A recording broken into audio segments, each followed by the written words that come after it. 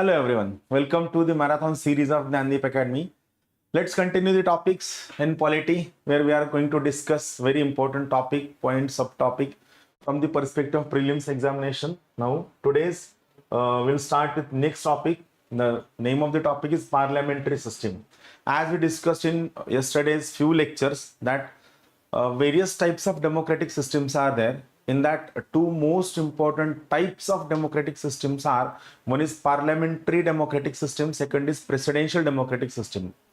In case of India, Britain, Japan, we opted for parliamentary democratic system, whereas France, then Sri Lanka, then America, they opted for presidential democratic system. So we are going to discuss what are the important features of parliamentary democratic system. Right, let's go over here. Let's start with this thing.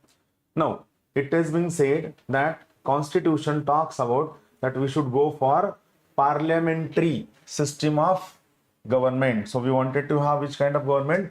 Parliamentary form of government. In this case, the important thing from the perspective of your prelims is Article 74 and Article 75 in the center and Article 163 and 164 in the state are the basis of parliamentary form of government. So if question comes in prelims, which among the following articles are the basis of parliamentary form of government in center or in state, you should have clarity about these two articles, 74 and 75 in the center, 163 and 164 in the state are the basis of parliamentary form of government. Let's go for this thinking what these two articles are. We'll try to understand these two articles in a very simple manner. First, let's try to understand what is Article 74. Correct? What is Article 74? Basically, Article 74 says two important things. First, it says, listen very carefully, it says there shall be a council of ministers to aid and advise President of India. It says that there shall be a council of ministers to aid and advise President of India. So here Article 74's first clause specifically talks about Council of Minister. Now here two things are very important. First, President shall act upon the aid and advice given by Council of Minister. Second, Article 74 has a mention of Council of Minister. That's why Council of Minister have constitutional status. They might ask you a question, which among the following article is the basis of constitutional status to Council of Minister? Or they might ask you a question, does Council of Minister have constitutional status? Yes, as per Article 74, Council of Ministers have a constitutional status. First point, there shall be a Council of Ministers to aid and advise President of India. First point. Second point, what advice is given by Council of Minister cannot be inquired into any court. What advice is given by Council of Minister cannot be inquired into any court. So it forms the basis of oath of secrecy. Remember, it forms a basis of oath of secrecy. I am going to give detailed analysis of this Article 74 also. But before that, Article 74 has two important provisions. First provision, there shall be a Council of Ministers to aid and advise President of India. And second, what advice is tendered by Council of Minister to the President of India cannot be inquired into any court. So Article 74, this particular point forms the basis of oath of secrecy. Prime Minister and the Council of Ministers are given an oath of office and secrecy. They are given an oath of office and secrecy. Article 74. Now here one very important point. Remember, as per Article 74, 42nd Amendment Act and 44th Amendment Act, 42nd Amendment Act 1976, 44th Amendment Act 1978, the advice given by Council of Minister is binding upon the President of India. He must act upon the advice of Prime Minister and Council of Minister. Now this point should be very crystal clear to you. The advice given by Council of Minister is binding upon the President of India. So this particular clause is binding upon the President of India. Like we have Article 74 in the center, same we have Article 163 in the state. 163 in the state. What it says? It says there shall be a council of minister to aid and advise the governor of the state. Same lining, but there is a difference. Same lining, but there is a difference. What is the difference? Whenever a question comes, whether governor should act on his own discretion or as per the advice of council of minister, the decision of governor shall remain final. इसका मतलब ये है, जब कभी भी ये सवाल खड़ा किया जाए कि गवर्नर ने खुद के मन से काम करना है या चीफ मिनिस्टर और काउंसिल ऑफ मिनिस्टर के एडवाइस पे काम करना है, so in that particular case the description the decision of governor shall remain final. इसका मतलब advice of council of minister is not binding on the governor in the state, is not binding. See, this is the difference. Clear? दोनों article में lining same है, लेकिन interpretation क्या लगाया है supreme court ने? सुप्रीम कोर्ट का interpretation ये है कि advice of council of ministers in the state is binding upon the president of India, whereas the advice of chief minister and council of minister on the governor in the state are not binding upon the governor of that particular state. It is not binding on the governor of that particular state. So it is about article 74 in the center, article 163 in the state. Then same article 75 in the center, article 164 in the state. What it says? It says, no, I'm discussing about article 75, not 164. Let's leave it. Article 75. What it says? It says prime minister shall be appointed by president of India. It says other ministers shall be appointed by president of India on the recommendation of prime minister of India. Then third thing, giving portfolio, removing their portfolio, taking the resignation, all these things shall be done by president of India, but on the recommendation of prime minister of India. So article 74 is all about important appointments, right? Appointment of prime minister, appointment of other ministers, giving them various departments and portfolios, changing their portfolios, taking the resignation, again giving them portfolio, all the things related to the ministers and prime minister shall come under article 75. That's why article 75 is basis of no confidence motion. I repeat once again, article 75 is basis of no confidence motion. Also article 75 is basis of collective responsibility. These two things are very, very important. Article 70 also basis of collective responsibility. That's how one line is there. They swim and sank together. They means who? Prime minister and council of minister in center, or chief minister and council of minister in the state. They swim and sank together. So this is very crystal clear understanding. Clear? So here article 75, it is basis of first thing no confidence motion. Also it is basis of collective responsibility. Clear this thing? Now we'll move forward. Many important things are there. Once we are clear with this particular thing, then things will be more easier. So let's go for this thing. So where we were here that like 74 and 75 in the center and 163 and 164 in the state. They are the basis of parliamentary form of government in India. Now this we have seen democratic types of two types. Now this is very important line for prelims. Generally we overlook these kinds of simple statements which are very essential in prelims. So parliamentary form of government is based upon the harmonious relationship between legislature and executive. That is, it is based upon a very good relationship between prime minister, council of minister, who forms the executive and parliament, that is our Lok Sabha and Rajya Sabha. It is not the case in presidential form of democracy. Always remember, presidential form of democracy generally always have legislature and executive at loggerheads. But in case of parliamentary form of government, there is always a harmonious relationship between legislature and executive. There is always a harmonious relationship between legislature and executive. Now, presidential form of system, why we say this? It is less responsible.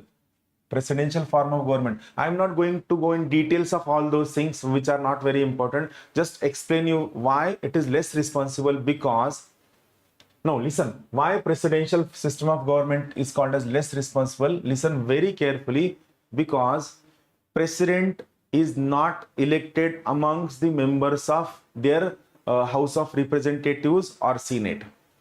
President in America is elected separately by a separate electoral college.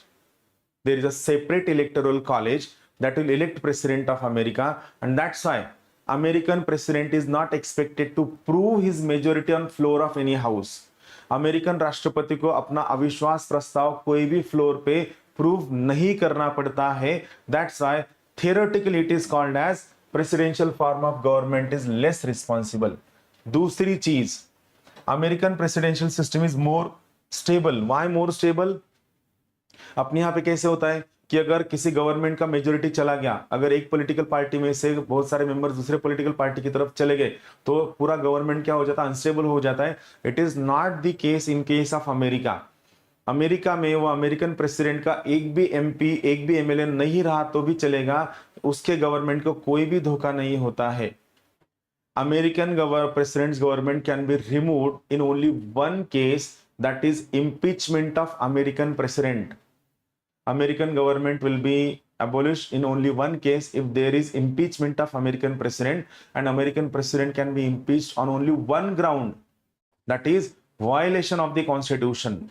The term violation of the constitution is not defined in American constitution, but it is very difficult to impeach American president. I repeat once again, it is very difficult to impeach American president. Since American president's impeachment is difficult, so it is very difficult to cause any kind of instability to American president's government. That's why presidential form of government is called as a more stable. And why it is called as less responsible? Because American president and his ministers are not expected to go for any kind of no confidence motion process in American parliament. American parliament is known as Congress. American parliament is known as a Congress. So American president is not expected to go in the house and prove his majority. That's why it is less responsible. It is more stable.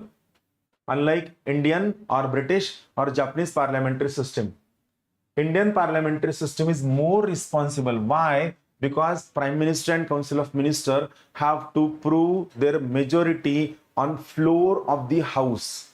That's why this particular word, no confidence motion, is also famously known as by another name, that is a floor test. This word might be used in UPSC. No confidence motion is also known as a floor test. Remember this thing, right? So Indian parliamentary system is more responsible because Prime Minister and the Council of Ministers have to prove their majority on floor of the house.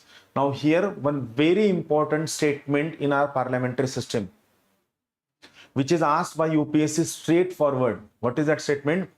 Prime Minister and Council of Ministers are collectively responsible to Parliament in general and to Lok Sabha in particular. I repeat once again. Prime Minister and Council of Ministers are collectively responsible to Parliament in general and to Lok Sabha in particular. Why Lok Sabha in particular? Because PM will have to prove his majority on the floor of the Lok Sabha and not on the floor of Rajya Sabha. Prime Minister must have majority numbers in Lok Sabha. It is not expected to have majority numbers in Rajya Sabha. That's why this famous line, Prime Minister and Council of Ministers are collectively responsible to Prime Minister, to Parliament in general and to Lok Sabha in particular. That's why it is more responsible government, but it is less stable. We have seen since 1989, barabar hai na? Since 1989, when we started to have coalition government, then we have seen that it always happened that whenever members of political party from one political party shifted to another political party, it has led to collapse of the government. That's why यहाँ पे क्या हो जाता है कि एक political party के member अगर दूसरे पॉलिटिकल पार्टी को ज्वाइन हो गए तो गवर्नमेंट ऑटोमेटिकली कोलैप्स हो जाता है. That's why parliamentary form of government is less stable. These lines are very important for your UPSC prelims. Parliamentary form of government is more stable and it is more responsible and it is less stable. Now, this parliamentary form of government is also known as Westminster model. Why? British Parliament is located at this place. Its name is Westminster. First thing. It is also known as cabinet system. It is also known as cabinet system. Why? The reason being, Article 74 says that there shall be a council of ministers to aid and advise President of India. Article 74 says that there shall be a council of ministers to aid and advise President of India. I will analyze this particular why it is known as cabinet system. Let's go for it. We'll try to understand why it is called as. Why it is known as cabinet system. Every one of you must know this particular thing. See what we are seeing. Article 74 says that there shall be a council of ministers to aid and advise the President of India. First case, correct? But now we'll come to 91st Amendment Act, 91st Constitutional Amendment Act of 2003. What it says? It says the strength of Council of Minister, should not be more than 15% of total strength of Lok Sabha. The strength of Council of Ministers should not be more than the 15% of the total strength of the Lok Sabha. इसका मतलब क्या है कि council of minister का strength 15% या उसके नीचे हो सकता है, 15% से ऊपर नहीं हो सकता है, right? So strength of council of ministers should be less than or equal to 15% of Lok Sabha. इतना हो सकता है, but it cannot be more than 15%. ये 15% हो सकता है as per 91st Amendment Act of 2003. इसका मतलब सोचो समझो, हमारा लोकसभा का टोटल स्ट्रेंथ है 550, तो इसका 15% कितना हो गया? ये हो गया 83. अभी आप सोचो, यहाँ पे एडवाइस देने के लिए अगर इतने 83 लोग हम लेके चले गए तो प्रेसिडेंट रहेगा क्या? नहीं, he won't be there. So it will create a chaos and all those anarchy. That's why generally Article 74 says that there shall be a council of ministers to aid and advise President of India. But in reality, it is not council of minister. It is few cabinet ministers. I'm not saying all cabinet ministers. I'm saying very few cabinet ministers go to aid and advise President of India. That's why it is known as a cabinet system. While criticizing parliamentary form of government, many people, many thinkers criticize this particular system as a dictatorship of the cabinet. Parliamentary form of government has been criticized as a dictatorship of the cabinet. We'll try to understand what this cabinet is in simple term. See, entire council of minister can be categorized into 4 ministers. One is cabinet minister, second is state minister, third is deputy minister, and fourth is parliamentary secretaries. Fourth is parliamentary secretaries. Correct. Cabinet minister, state minister, deputy minister, parliamentary secretaries. Who are cabinet ministers? The ministers holding most important departments or most important portfolios will be called as a cabinet ministers. Then second in rank is state minister. State ministers are of 2 types. One is assistant to cabinet. Second is independent charge. Second is independent charge, right? Like we have cabinet, home minister, state, right? Not from state government. In center itself, we have a home minister state, correct? Same. There are certain ministers who are having independent charge, like Pune member of parliament, Shri Murlidhar Mohol. He is minister of civil aviation. So having minister of civil aviation is an independent charge, correct? When he is minister, it is an independent charge as a state minister. but simultaneously he is assistant to Home Minister of India, that is Amit Shah, where Amit Shah is Minister of Cooperatives and he is State Minister of Cooperatives. Correct? So here Shri Muralidhar Moho is holding two important charges. One is civil aviation. Here, while having civil aviation, it is an independent charge. Correct? But when he is as an assistant to Home Minister, here again he is assistant to Home Minister as a Minister of Cooperative. So always remember, state minister, which is second in rank, are of two types. One, who are assistant to cabinet minister. Second, who are having independent charge. Third is deputy minister. Deputy minister are always assistant to cabinet and state ministers. They are always assistant. Remember, they are always assistant. They are never given independent charge. Deputy ministers are never given independent charge. And last one is parliamentary secretary. It was a British legacy. Since 1967, we are not filling these positions of parliamentary secretaries. Right. Now, this total, that is cabinet secretary, state secretary and parliamentary secretary, should not be more than 15% of total strength of Lok Sabha. इसका मतलब ये है कि लोकसभा के जो strength है उसके 15% हो सकता है या उससे नीचे हो सकता है, लेकिन 15% से ऊपर नहीं हो सकता है. It should not be more than 15% of the total strength of the Lok Sabha. Correct? Council of Ministers. And this is the reason why generally we do not take all ministers, we take only cabinet ministers, and that's why the parliamentary form of government is also known as cabinet system. Or secondly, it is being criticized as a dictatorship of the cabinet. Clear? Now, few minutes back we have seen very important point where we have studied that Council of Ministers are mentioned in the Constitution under Article 74. That's why Council of Ministers have a constitutional status. Is it same with cabinet? Is there any mention of cabinet? Yes. The word cabinet is mentioned in Article 352 by 44th Constitutional Amendment Act of 1978. Remember this thing. The word cabinet was not there in original constitution. They added word cabinet into the constitution by 44th Amendment Act of 1978 in Article 352, where they specifically mentioned President will not proclaim national emergency unless and until he gets written advice by cabinet ministers. That is an advice that is coming from Council of Ministers, where all cabinet ministers have signed upon the request to the president to impose national emergency.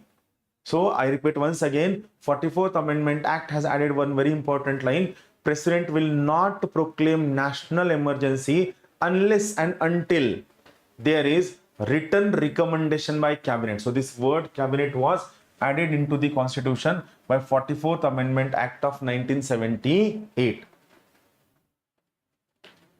Prime Ministerial government, it is also responsible government. Why responsible government? Because Prime Minister and Council of Ministers are collectively responsible to Parliament in general and to Lok Sabha in particular. It is also known as primus inter pares. Primus inter pares, it means Prime Minister is first among equals. It shows influence, strength, power, and most importantly, what we can say, aura of Prime Minister in parliamentary form of government. In parliamentary form of government, Prime Minister is one of the most important actor.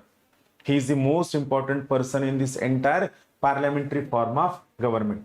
Prime Minister is first among all equal. Council of Ministers is based on Article 74, Article 75, Article 78 and many other provisions which shows the impact, influence and strength of Prime Minister in parliamentary form of government. So Article 74, Article 75 and Article 78. Now, these are features of parliamentary form of government that we'll try to understand one by one.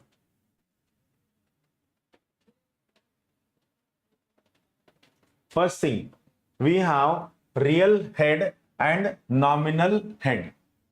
Simple word. Now, in this particular case, before that, I will explain you four important words which are important. First word is head of the state. Head of the state. Second word is head of the government. Third is head of the house. And fourth one is leader of the house. See, these four words are very, very important. We should know this particular thing. See, head of the state. Who is head of the state? Here state means India. State means country. State means nation. Take the word state philosophically and not politically. Here head of the state is President of India. Who is head of the India? President of India is head of the India. So who is head of the state? President is head of the state. Head of the government, Prime Minister is head of the government. Prime Minister is head of the government. Third, head of the house. We have two houses, Lok Sabha and Rajya Sabha in the center, Vidhan Sabha, Vidhan Parishad in the state. So head of the house for Lok Sabha, it will be Speaker.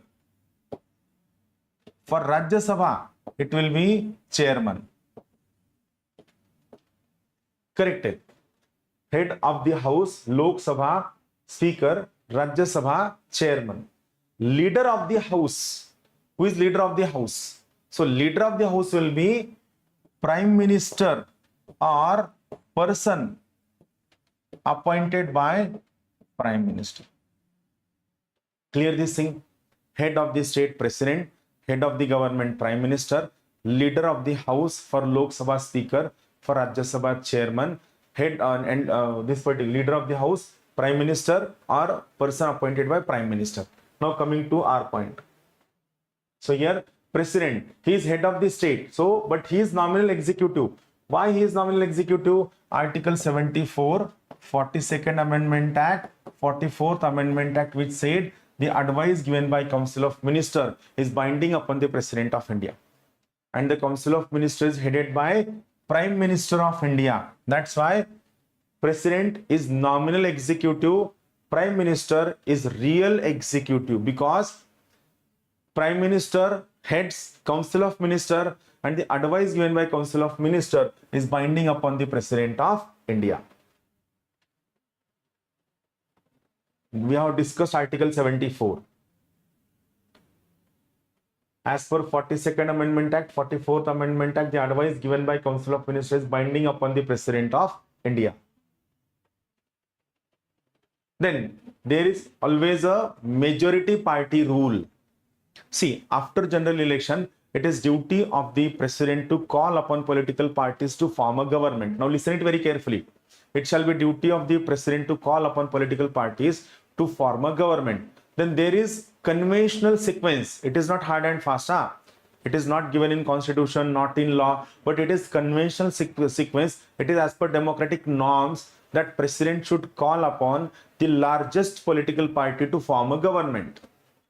The political party which has crossed 50% marks of the total number of seats will be called upon to form a government. But what if no political party has crossed that 50% mark? In that case, President will call upon the largest political party, right, which is below that 50% mark, but it is the largest. But what if no political party is near larger? In that case, what will happen?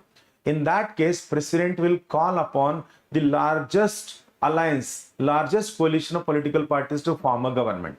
But if at all both the coalition or two or three coalitions are having same number of seats, in that case what? In that case, it shall be the discretion of President of India to call upon whom to form a government. It shall be the discretion of President of India. Correct? So this is the majority party rule. But whenever a single political party fails to form a government, it will lead to coalition governments. What is coalition government? In simple term, when many political parties come together to form a government, when many political parties come together to form a government, it is known as a coalition government. It is known as a coalition government. Now here simple thing. Two types of coalition governments are there. One is majority coalition government. One is majority coalition government. In simple language, what is majority coalition government? When all political parties of a coalition, when all political parties of a coalition are part of the government, they have taken various ministerial position, they have taken various ministerial berth, will be called as a majority coalition government. Clear? इसका मतलब ये है कि जो भी political parties वो कोalition में है, वहां हर एक पॉलिटिकल पार्टी ने कोई ना कोई मिनिस्ट्री ले रखी है, इसको कहते हैं मेजोरिटी कोalition गवर्नमेंट. दूसरा वाला है minority coalition government. What is minority coalition government? ये एक ऐसी सिचुएशन है जहां पे पॉलिटिकल पार्टीज कोalition में है, but they are saying that we don't want any ministerial position, we will support you from outside, we will not be in your government. इसका benefit क्या होता है कि आप जब आउटसाइड से सपोर्ट करते हो तब आपको वो पॉलिटिकल पार्टी को क्रिटिसाइज करने को आता है, उसके पॉलिसीज को क्रिटिसाइज करने को आता है, या आपको पॉलिटिकल पार्टी को वेरियस टाइप एम्बार्गो या कंफ्लिक्टिंग या सिचुएशन में पकड़ सकते हो और उनको दिखा सकते हो कि जो पार्टी रूल कर रही है वो कितनी खराब है. So when members of coalition are not involved in government forming but they are members of coalition, it is called as a minority coalition government. Simple language में जब आपके कोalition के सारे पॉलिटिकल पार्टीज बोलते हैं आप गवर्नमेंट फॉर्म करो, सारे मिनिस्टर्स आपके ही रखो, हमें मिनिस्टर्स नहीं चाहिए, हम आपको जब जब नो कॉन्फिडेंस मोशन आएगा, जब जब फ्लोर टेस्ट आएगी, हर टाइम हम आपको सपोर्ट करेंगे, अदर टाइम हम आपको सपोर्ट नहीं करेंगे. It is known as a minority coalition government.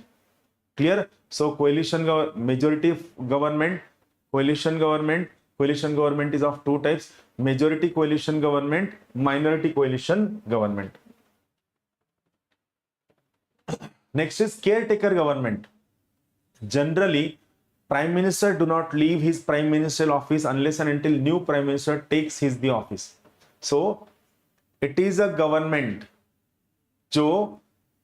caretaker government is a type of government where prime minister runs the government after his resignation till new incumbent prime ministers come to the office.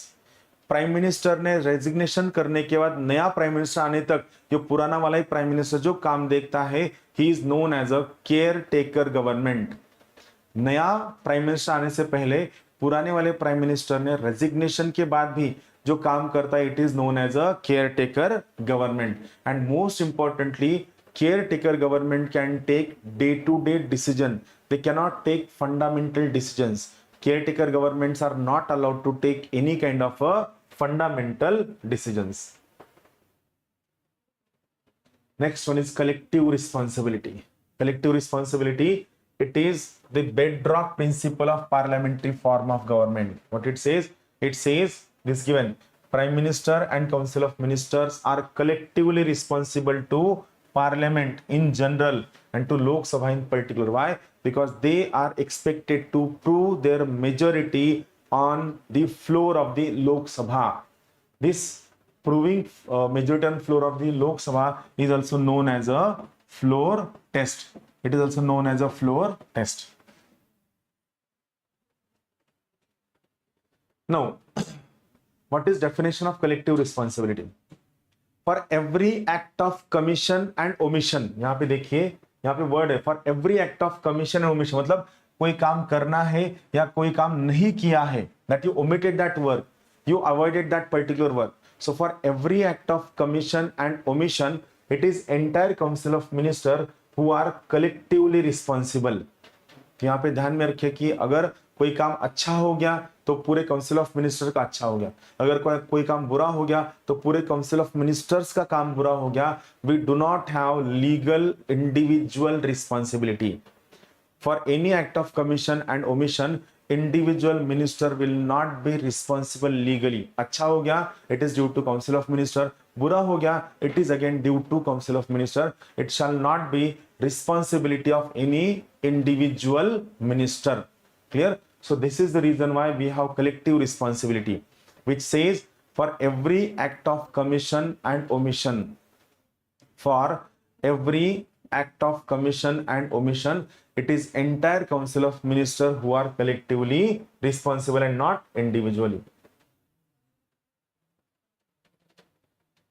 Article 75 is the basis of collective responsibility, as we have discussed. Remember this article, I will start on this point. And they, here is a line, they act as a team, they swim and sang together. इसका मतलब ये है कि अगर कोई minister बोलता है कि नहीं कुछ भी गलत हो गया तो भी मैं रिजाइन नहीं करूंगा, in that case prime minister will resign. And here one simple line is there, resignation of prime minister is resignation of entire council of minister. I repeat once again, resignation of prime minister is resignation of entire council of minister. The simple line is there, resignation of PM is resignation of entire council of minister. We do not have legal responsibility. In Britain there is a legal responsibility. Legal responsibility का मतलब क्या? For every act of commission and omission, it is individual minister who is legally responsible. अभी ऐसा क्यों है? Now listen very carefully. ये logic भी समझ लो. अपने यहाँ पे क्या है? President is head of the state, correct है. सो अपने यहाँ पे prime minister and council of minister जो भी डिसीजन लेंगे वो किसके नाम पे लेंगे? प्रेसिडेंट के नाम पे लेंगे, करेक्ट है, बराबर है. Every act of commission and omission shall be taken in the name of president of India. अगर कुछ गलत हो गया तो प्रेसिडेंट का गलत हो गया, अगर कुछ सही हो गया तो प्रेसिडेंट का सही हो गया. हमें कह सकते हैं क्या? हाँ कह सकते हैं ना. Why? Because we are a republic nation. हमने जिस आदमी को एज अ प्रेसिडेंट बोल के चुन के दिया है हम उसको क्रिटिसाइज भी कर सकते हैं. Why? Because we have a popular sovereignty. We have right to criticise a person जिसको हमने चुन के दिया है कि भाई तू हमारा प्रेसिडेंट है. So we have right to criticise that person कि आपका ये गलत हो गया, ये गलत हो गया, ये सही हो गया. Y? Every act of commission and omission is taken in the name of President of India. Or to be very specific, all the executive actions of the government are taken in the name of President of India. All executive actions of the government are taken in the name of the President of India. Correct है? तो हम president को गलत बोल सकते हैं. अभी England में ऐसा नहीं है. जैसे हमारे यहाँ पे head of the state president है, same in that case in England head of the state is queen. And it is a ceremonial post but hereditary post. इनका जो पोस्ट है ये सेरेमोनियल पोस्ट है लेकिन कैसा हेरिडिटरी पोस्ट है.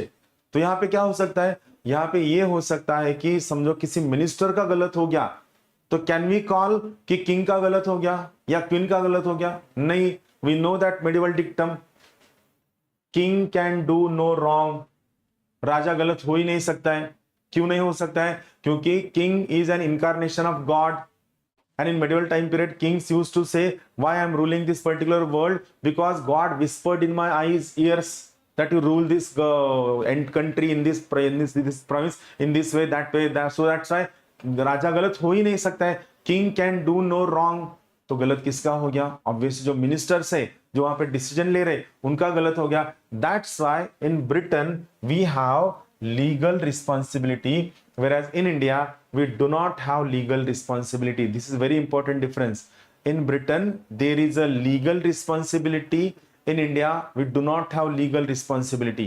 The main reason is we take every executive action in the name of President of India. We are republic nation, we chose him, so we have right to criticize him. In Britain every executive action is taken in the name of Queen, but that individual minister is legally responsible. क्यों? Because king can do no wrong. राजा गलत हो नहीं सकता है. So who will be responsible? It is that minister will be legally responsible.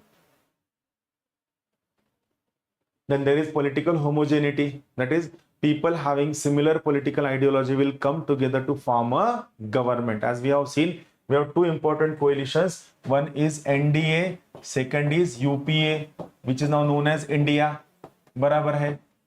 So NDA, National Democratic Alliance, where BJP plus allies are there. Here in UP or India, there is Indian National Congress plus their allies are there. So having similar political homogeneity, but right now political landscape has changed a lot. अभी कोई भी किसी के साथ भी alliance कर सकता है, कोलिशन कर सकता है. This point, political homogeneity is no more relevant in today's current context. Then we have double membership. How double membership? A government has three important organs. Whenever we use a word government, this word government has three important organs. One is legislature, second is executive, third is judiciary. Now in case of our prime minister Narendra Modi ji, he is member of Lok Sabha, barabar hai, he is member of council of minister, so he is member of executive also. So in case of India, same person is member of legislature as well as executive. That's why in case of India we have a double membership. We have a double membership. In case of America, it is not the case. In America, there is a strict separation of powers. In America, president and his secretaries cannot be the members of Congress. It is very crystal clear in American Constitution that president and his secretaries cannot be the members of legislature. So in America, members of legislature and executive are completely separated, whereas in case of India, members of legislature are members of executive. And if at all any person of executive is not a member of legislature, he must get elected to that particular house within how many days? Within 6 months. He must get elected to that house within how many days? Within 6 months. This is very, very important. Then this is point leadership of the prime minister. We have discussed article 74, 75. We'll discuss what is article 78. Let's see what article 78 says. Article 78 is very interesting article. Article 78 says one very important thing. It says that article 78 is a point of communication between president and prime minister, right? Now just few minutes back we discussed one very important thing. We said that all executive actions of the government shall be taken in the name of President of India. Now if you are taking decisions in the name of president, then president must know what decisions are being taken. Correct hai? Barabar hai? President must know what all decisions PM and council of ministers are taking. That's why we have inserted article 78. Now what article 78's 3 clauses says? First clause, it says prime minister must inform on his own or her own all the legislative proposals, bills, executive actions and policies to the President of India. Article 78's first clause says prime minister must inform president about all laws, bills, legislative proposals, policies, agendas on his own. PM ने खुद बताना है. Second चीज, if president demands any information, then it shall be duty of prime minister to provide that information. If president demands any information, it shall be the duty of prime minister to provide that particular information. This is second case. Then third case. What is third case? If a bill is passed hastily, मतलब जल्दबाजी में bill pass किया गया हो, तो in that case president might ask prime minister to put a bill for the consideration of council of minister, and it shall be duty of PM to put that bill for the consideration of council of minister. Why? We have collective responsibility. Every act of commission and omission shall be dealt by that entire council of ministers collectively. So it is article 78. Article 78 is a point of communication between PM and president of India. So first president PM ने खुद बताना है. Second, अगर president ने demand की तो बताना है, या if you are passing a bill hastily जल्दबाजी में, in that case president might ask prime minister to put a bill for the consideration of the council of minister. It is article 78. Resignation of prime minister is the resignation of entire council of minister. Prime minister is leader of the house, leader of the parliament.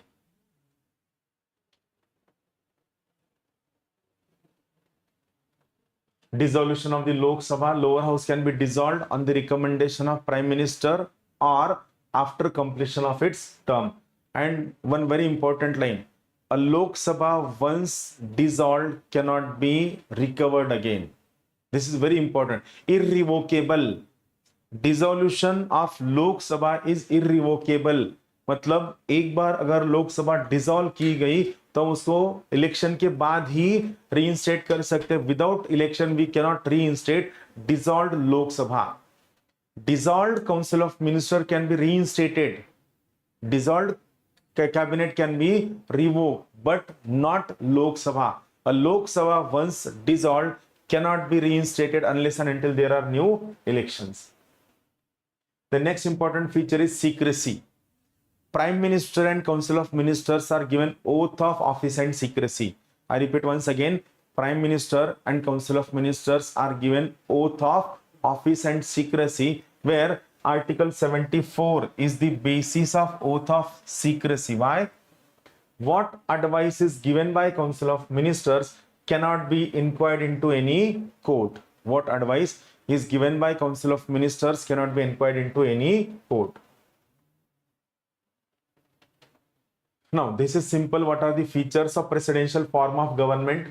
So here, presidential form of government can be found in America, Sri Lanka, France, Russia. Simple factual data is here. Just listen it very carefully. American president is head of the state as well as head of the government. In case of India, president is head of the state, prime minister is head of the government. American president cannot be removed by legislature for lack of majority in the house. Whereas in case of India, if there is lack of majority, if prime minister fails to prove his majority on floor of the house, PM will have to resign. America में prime minister के सरी का कोई भी position नहीं है. They have just only one position, that is a president. American president is elected by an electoral college for how many years? For a tenure of 4 years. Unlike India, where tenure is of how many years? 5 years. American president can be removed only on the account of impeachment. For what? For a grave unconstitutional act. That is a violation of the constitution. And most importantly, the word violation of the constitution is not defined anywhere in the constitution. There is a presence of kitchen cabinet. What is kitchen cabinet? In America, kitchen cabinet have legal acceptance, have legal validity. What is kitchen cabinet? Kitchen is kind of an intimate place. It is a kind of closed place where we discuss many gossip, many close things, many deals and many things with our near one and dear one, instead of discussing the things in the hall. That's why, what is kitchen cabinet? In simple term, kitchen cabinet is a group of formal and informal advisors having influence in American political system. ये कोई भी हो सकता है. ये आपका दो formal, I am using word formal. Formal मतलब क्या? इसमें आपका सेक्रेटरी आ गया, आपका आईएएस ऑफिसर आ गया, कलेक्टर आ गया, आपका पॉलिटिकल एडवाइजर आ गया, जो फॉर्मल है. इनफॉर्मल में आपका दोस्त आ गया, आपका वाइफ आ गया, आपके sister in law, brother in law, आपके father, anyone can be there. So kitchen cabinet is a kind of is a group of formal and informal people who are having influence in your political setup, who are having influence in your law making, legislative proposal, decisions and all those things. Kitchen cabinet is not legal in India. We have kitchen cabinet informally, but kitchen cabinet is not legal in India. America has a spoil system of appointment. America has a spoil system of appointment. Very simple thing is there.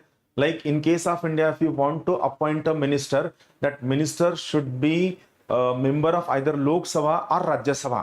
बराबर है. Yeah, if at all, if you appoint any person who is not a member of Lok Sabha or Rajya Sabha, once appointed as a minister, that person must make an efforts to get elected to the Lok Sabha or Rajya Sabha within 6 months. It is compulsion in India that a minister must be member of Lok Sabha or Rajya Sabha, or at least he must get elected to the houses within 6 months. It is not in America. In America there is a spoil system. Spoil का मतलब क्या होता है? हमने अगर किसी जगह लूट की है, राइट, बर्गलरी की है, तो वहां पे हमने जो माल इकट्ठा किया है, जो सोना, चांदी, हीरे, जवाहर, पैसा जमा किया है, it is known as a spoil.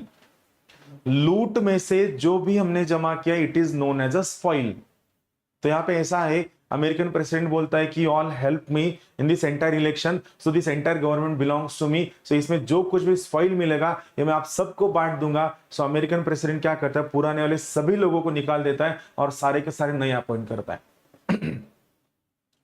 They fight election on this basis that you elect me, I will remove all old people, I will remove all previous people, I will remove all bad people, and I will give everything to our new people, to our party members, to our near one and dear one. So it is a spoil system.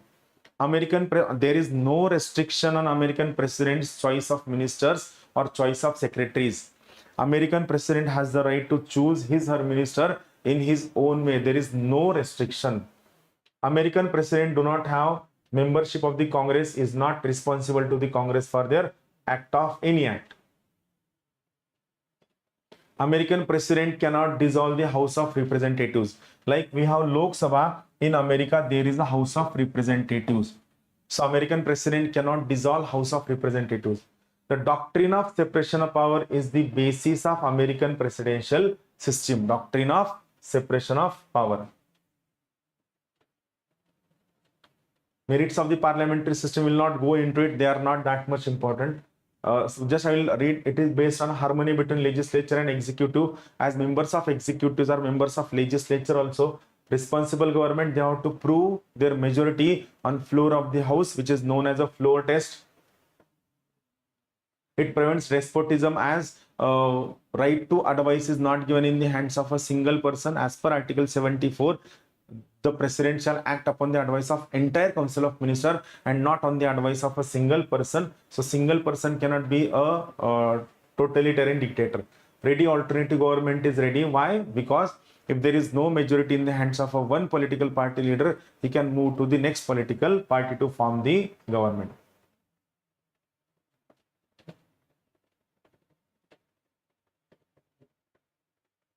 Then what are demerits? Simple.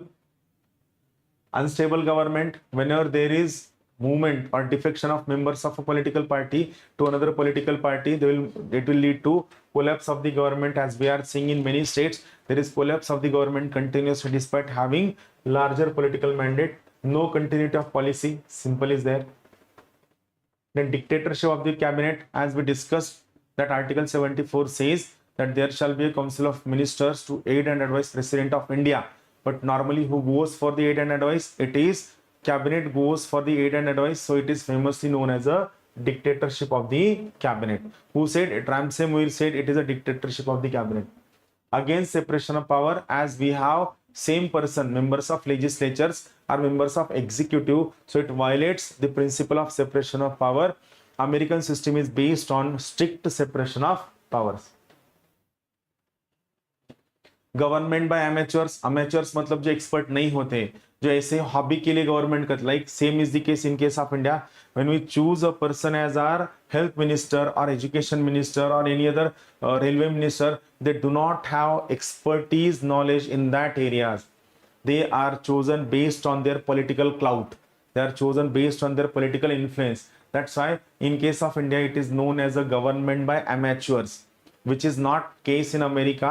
In America, whenever a president chooses his secretary, that secretary must not every time, but majority of the time that person must have expertise in that particular area. Like recent Donald Trump appointed Elon Musk as Department of Government Efficiency Secretary. So it is like he is choosing a person who is having experience and expertise in how to reduce government funding, how to reduce losses in government funding. So which is not the case in case of India. This is simple. We are not going to discuss this. Now, this is the difference that I want to tell you. See, listen very carefully. It is very important difference. We'll go for this difference. See, India has a republican system. I will try to widen it. Sorry.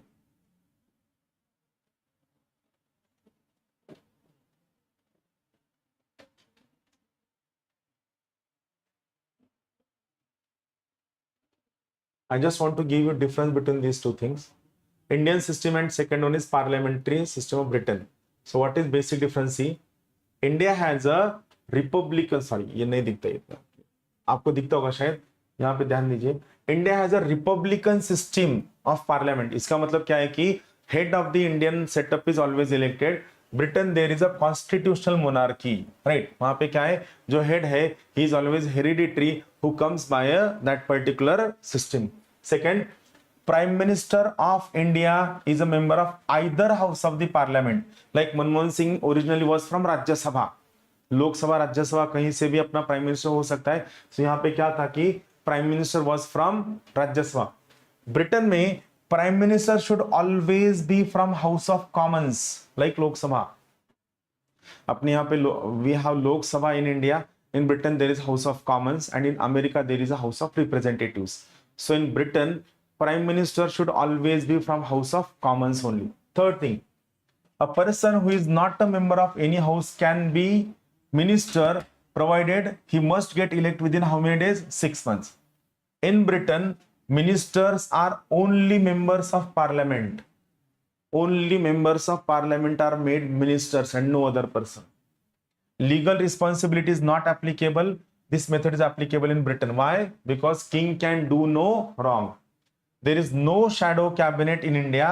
There is unique organization in Britain which is known as a shadow cabinet. What is shadow cabinet? In simple term, opposition members nominate their members as a various ministers. They are not given post, no authority, no formal recognition, nothing is there. They just nominate opposition members as prime minister, home minister, shadow prime minister, shadow home minister, shadow law minister, shadow finance minister, and it shall be duty of all this shadow cabinet to have a surveillance track of all the policies, laws, working of regular government minister to hold them accountable for any act of wrongdoing. So it is duty of shadow cabinet. Right, so this one part is over. I will go for second topic in same case. The second wala topic is federal system. We'll try to cover as much as possible. Basically, we have seen these words about federal system.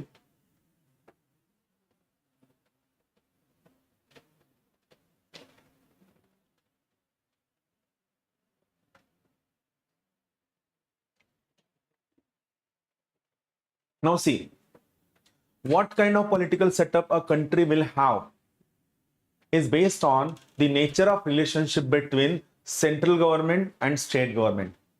We have seen few lines. I will just revise it. Those 4 types of government I will explain you. One is federation. I am not going to repeat this thing we discussed in previous lecture. Federation. In case of federation, 2 simple themes are there. A government which is formed on the basis of agreement between the states, and second, a government where states have right to move away is known as a federation. America is the first and oldest federation in the world. America is the first and oldest federation in the world. Correct है. यहाँ पे we have also discussed that simple theme. Federation का meaning क्या होता है? When center is equal to state, it is known as a federation.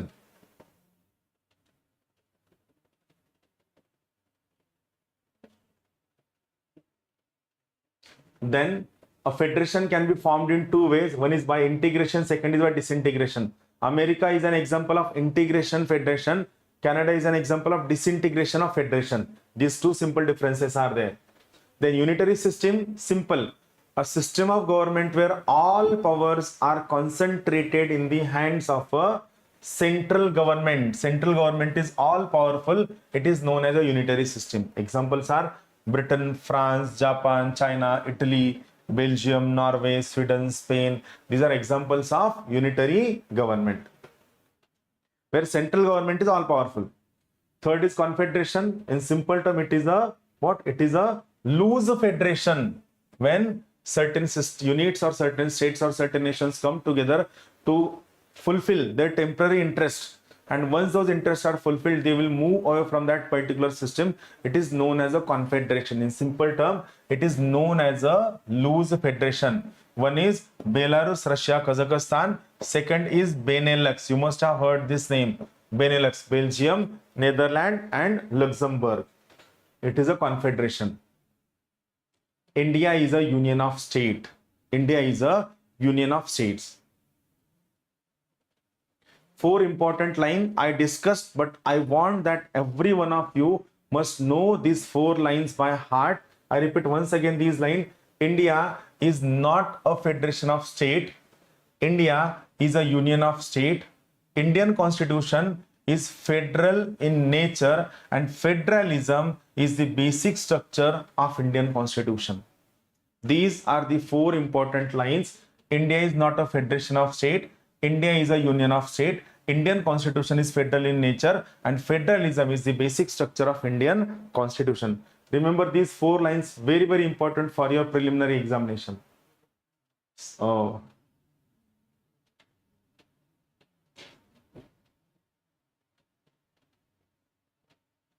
why India is not a federation of state? Two reasons.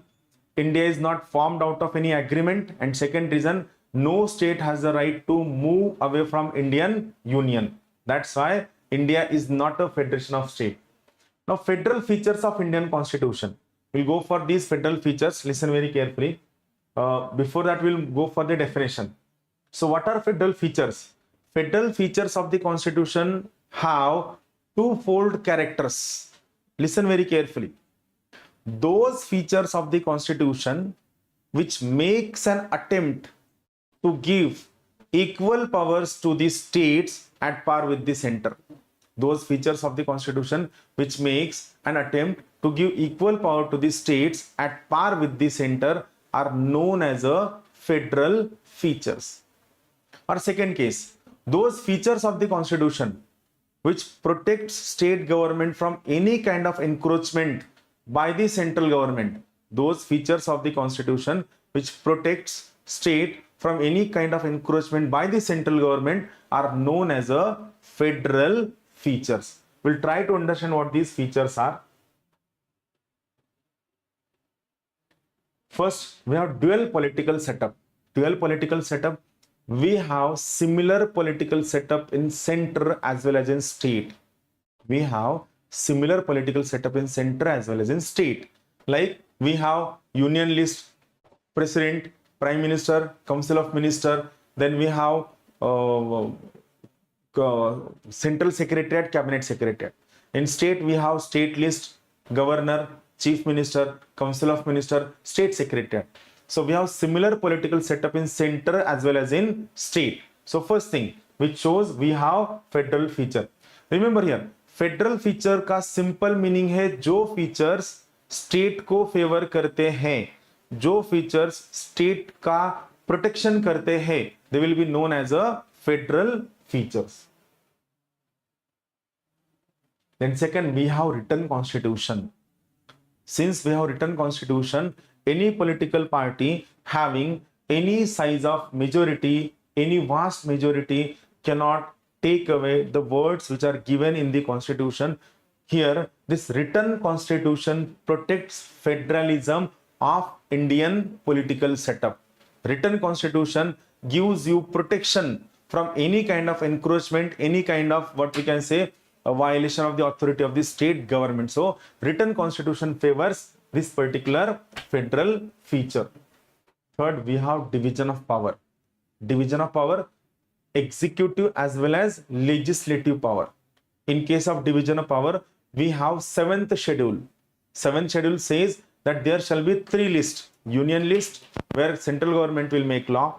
State list, where state legislature will make law. And third one is concurrent list, where both center as well as state will make law. Simultaneously, laws made by union list, union government shall be implemented by union government. Laws made by state government on state list shall be implemented by state government. So here there is division of legislative, executive and financial power.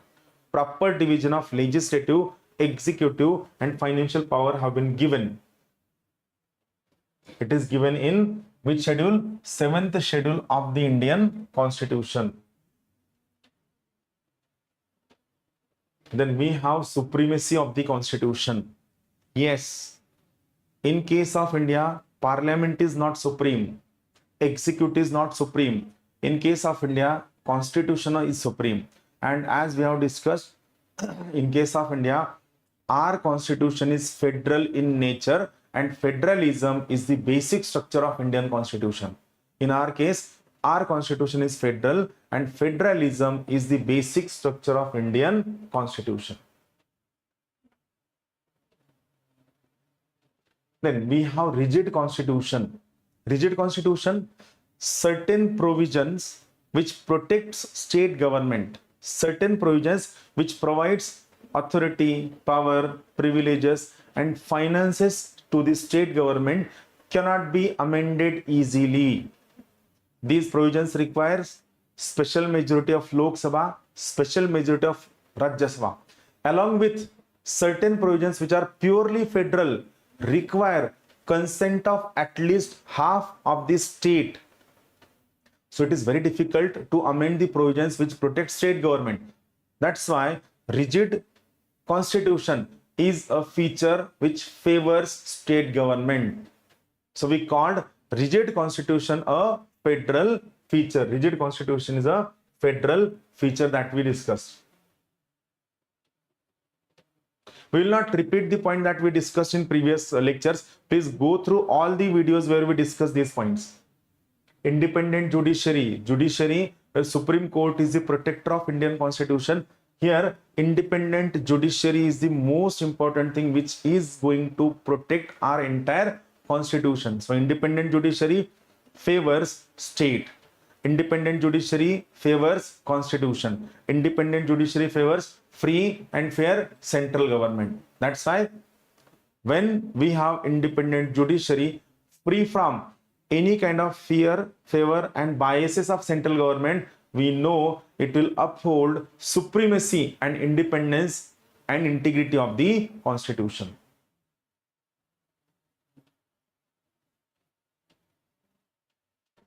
We have bicameralism. Bicameralism, our parliament is composed of two houses. We have bicameralism where our parliament is composed of two houses.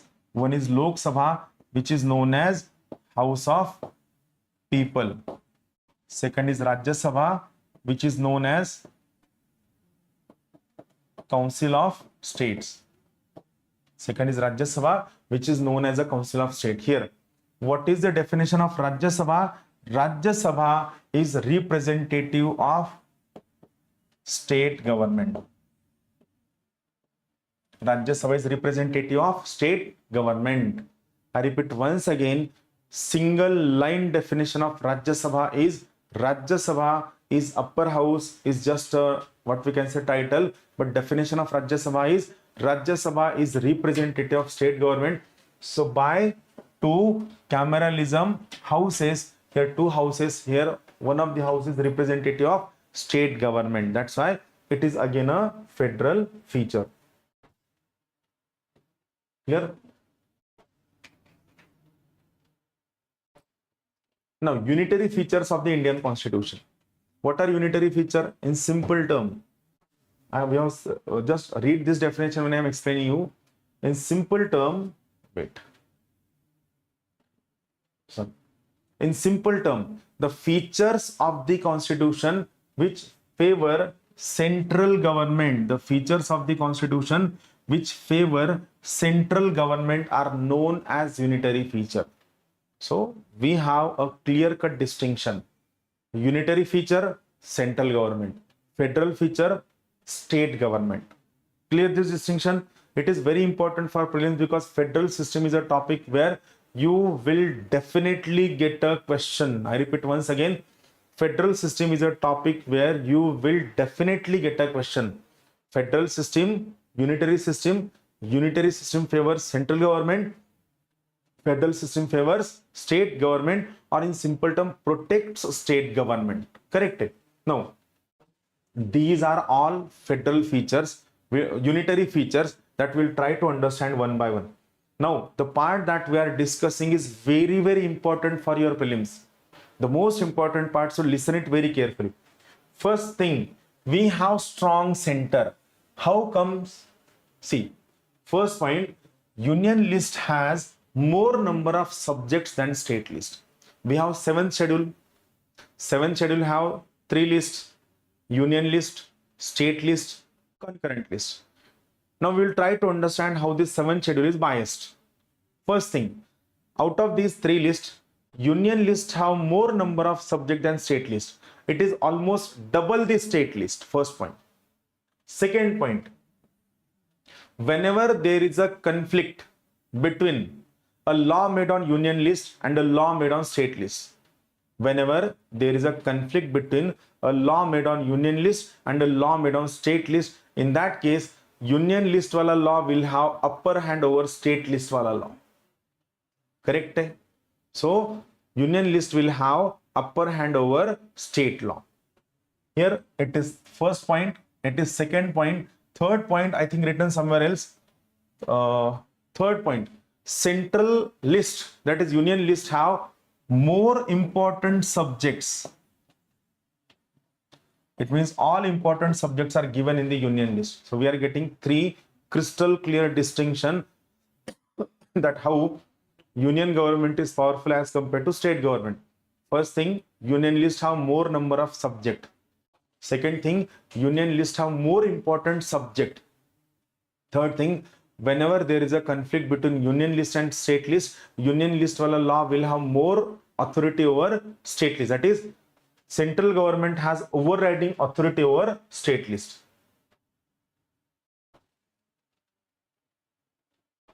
Here a few points are missing, so we'll try to understand these points. I will take it on a different page. What we have seen, first thing, union list have more number of subjects.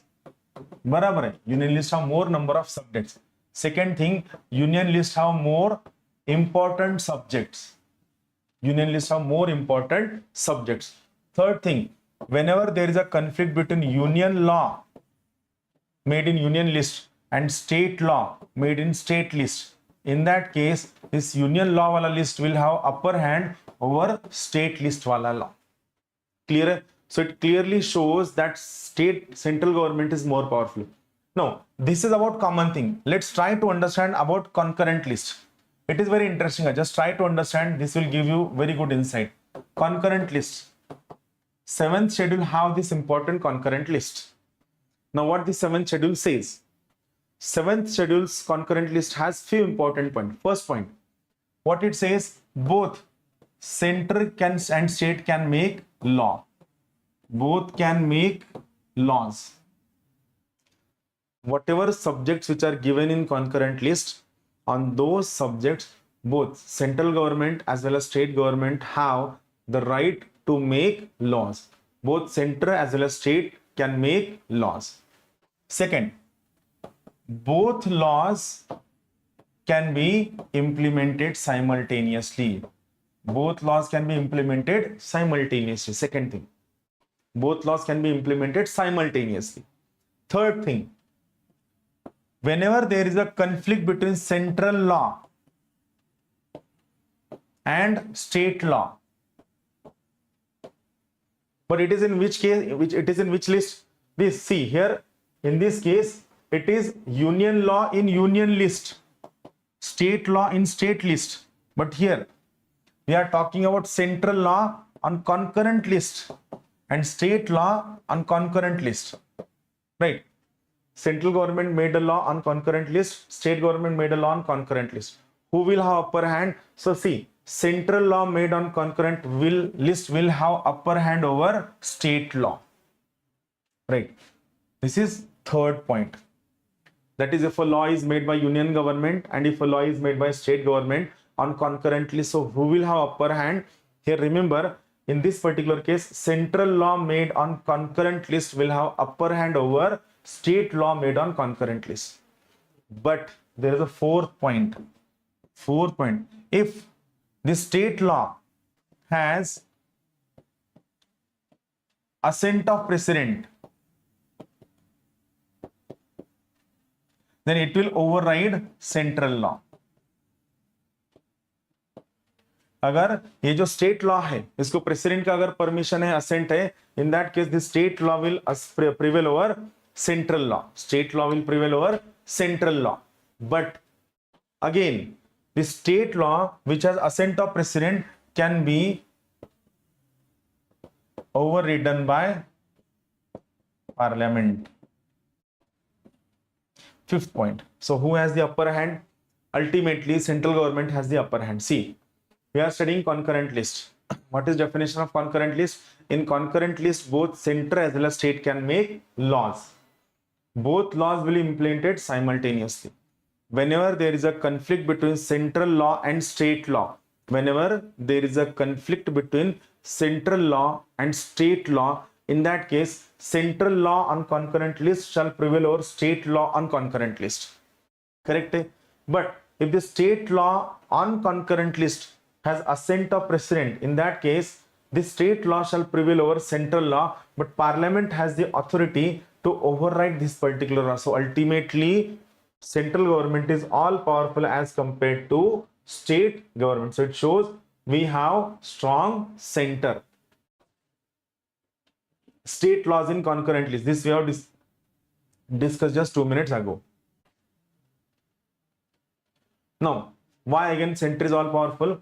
In case of India, residuary powers lies in the hands of central government, unlike America. In America, residuary powers lies in the hands of a state government. Residuary power? What about law making on a subject which is not mentioned in any of the list of 7th schedule? Who will make the laws on a new subject which was not mentioned anywhere in the either union list or state list or concurrent list?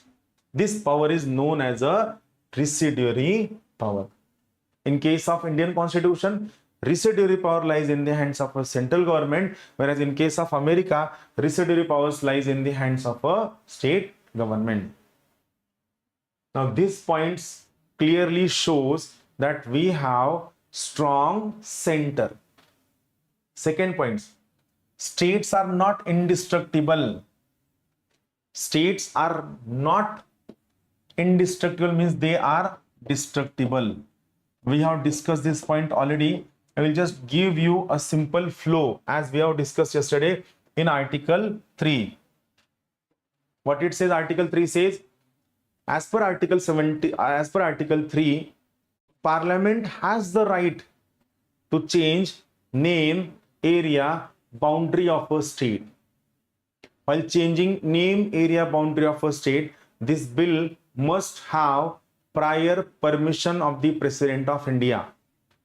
After giving permission, President will send this bill to the concerned state government where we are making changes in the name, area or boundary. And President will ask that particular state to provide his opinion, not consent, to provide his opinion within specified time. President can ask their opinion within specified time. And whatever opinion is provided by that state government is not binding upon President nor on the Parliament. Here remember, under Article 3, the opinion of President and opinion of state legislature is not binding on the President or Parliament, and Parliament shall change the name, area and boundary of a state by just simple majority. That's what it is. States are not indestructible, they can be destroyed. Their name, area, boundary can be changed by Parliament. These two lines, India is an indestructible union of destructible states. USA is an indestructible union of indestructible states. Correct? Now, we have single constitution for both center as well as state. Right? There is no separate constitution for state, unlike America where every state have its own separate constitution.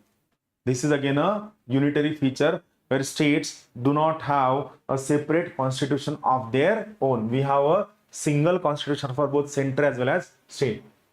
Flexibility of the constitution. Many provisions in the constitution can be changed by simple majority. First thing. Second thing, while making amendment into the constitution, states are not taken into consideration. Third thing, states do not have a single say in amendment of the constitution.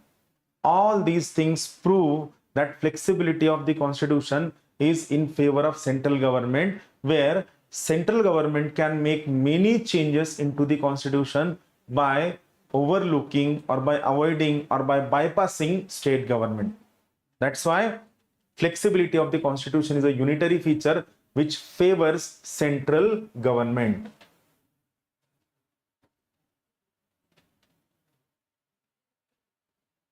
There is no equality of state representation. That's why every time Indian Prime Minister has to contest election from the Uttar Pradesh, which is not the case in America, where all states have equal representation. In case of India, where Lok Sabha is all powerful, same is the case in America, where Senate is all powerful. But there is a difference. In India, Lok Sabha is a lower house. In America, Senate is an upper house. In America, Senate is powerful, not in America, upper house is powerful, not the lower house. And that's why in America, Senate have equal representation from all these states. Senate have total 100 members. Out of these 100 members, every state will have 2 representatives. America have 50 states. 2 into 50 is equal to 100. So there are 100 members. There are 100 members. And that's why in America, there is a equal representation of all the states. Correct? So no equality of representation in case of India. So here the states having higher number of members in Lok Sabha, in Rajya Sabha have upper say, and it made Indian polity more imbalanced. Emergency provisions. Emergency provisions are given in part 18 of the Indian Constitution. And as we have discussed, whenever, first thing, emergency provisions are given in part 18 of Indian Constitution. Emergency is imposed by central government only. While imposing emergency, state governments do not have any right. While removing emergency, state governments do not have any right. And whenever any kind of emergency, whether it is national emergency or constitutional emergency or financial emergency, whatever be the kind of emergency, whenever this kind of emergency is imposed, all authorities, powers, privileges, legislative rights, executive rights of state government goes in the hands of central government. Whenever emergency is imposed, central government becomes all powerful. I repeat once again, whenever emergency is imposed, central government becomes all powerful. It takes everything in its own hand, from lawmaking, implementing, financial power. That's why this is the reason that emergency provisions are more biased towards central government, and state governments do not have a single say in these emergency provisions. We have seen these 3 types of emergencies: 352 national, 356 state emergency, 360 financial emergency. Then we have single citizenship, right? USA, Switzerland, Australia have dual citizenship. In these countries, they have citizenship of nation as well as citizenship of a state. In case of India, we have a citizenship of a nation only. We have single citizenship. We have integrated judiciary, that is, we have discussed this point. Just go through previous videos. So here we have single judicial system for both center as well as the state. We have single judicial system for both center as well as state. It is the case, correct? In case of India, our Supreme Judiciary, that is Supreme Court of India, have the right to adjudicate upon union law as well as state law. Then this is very important point, all India services for which you are preparing. We'll go into the deeper analysis of this all India services. What it says now, see what all India services says. Basically, we have 3 all India services. They are IAS, IPS, IFOS. These 3 are all India services, and others are central services. This is the difference. IAS, IPS, IFOS, that is Indian Forest Service, these are all India services, and others are central services, correct? Now this is one point. Now coming to our conclusion, see, we have 2 important articles. I think they have given over here. We'll go into these 2 articles. See, one is article 312. Article 312. Whenever you want to create a new all India service, it comes under article 312. Article 312 is about creation of new all India service. So a new all India service shall be created by the law of the parliament. A new all India service shall be created by a law of the parliament, and for passing this particular law, resolution of Rajya Sabha is needed. Whenever a question comes, who creates all India service, one final line always remember: any new all India service shall be created by law of the parliament only. Any new all India service shall be created by law of the parliament only. The only thing, to initiate the process, we require resolution of the Rajya Sabha. To initiate the process, we require resolution of the Rajya Sabha. Once a new all India service is created, now what is the bone of contention? See, again we have one very important article, that is Article 311. See what it says: no person who is member of a civil service of the union or an all India service or a civil service of the state or holds a civil post under the union or a state shall be dismissed or removed by an authority subordinate to that by which he was appointed. इसका मतलब ये है, कोई भी all India service, state service, central service, civil के अंदर कोई भी पोस्ट को जिस किसी आदमी ने अपॉइंट किया है, उसको जो अथॉरिटी ने अपॉइंट किया है उससे लोअर अथॉरिटी उसको रिमूव नहीं कर सकता है. Now members of all India services, IAS, IPS, IFS are appointed by president of India. मतलब अगर आईएएस, आईपीएस, आईएफएस को आपको रिमूव करना है, उनका सर्विस टर्मिनेट करना है, तो इन that case you need approval of either president or an authority higher than president. In India, we do not have anyone who is higher than president of India. That's how we have what? We have just only one authority, that is president, who can remove members of all India services. Now, इसका मतलब क्या? Now see how it is iron and why it is leading to regionalism. The point is very important. All India service के जो members है, इनका syllabus, इनका examination, इनका recruitment, इनका ट्रेनिंग, इनका अपॉइंटमेंट, इनका service condition, everything is decided by central government.